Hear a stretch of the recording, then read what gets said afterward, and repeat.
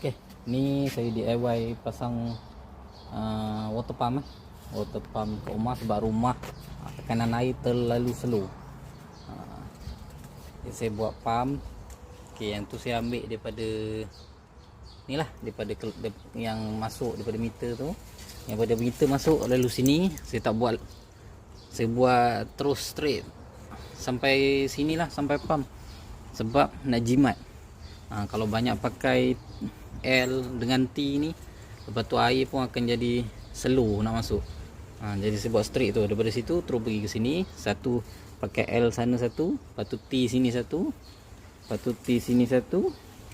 Ini yang masuk, ini air masuk pergi ke rumah. Yang ni saya buat dia punya bypass. Bypass ni kalau tak nak buat pun boleh. Sebab water pump ni kalau kata tak ada current pun air tetap jalan lagi, air tetap masuk lagi. Cuma itulah, bila dia air masuk, takut air, tekanan air masa masuk tu slow. Jadi saya buat bypass lah kat sini. Jadi bila tak ada current boleh pakai direct lah. Yang ni untuk direct.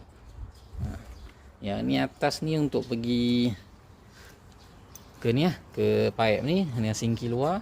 Lepas tu pergi terus ke kandang arnab dengan ni reban itik.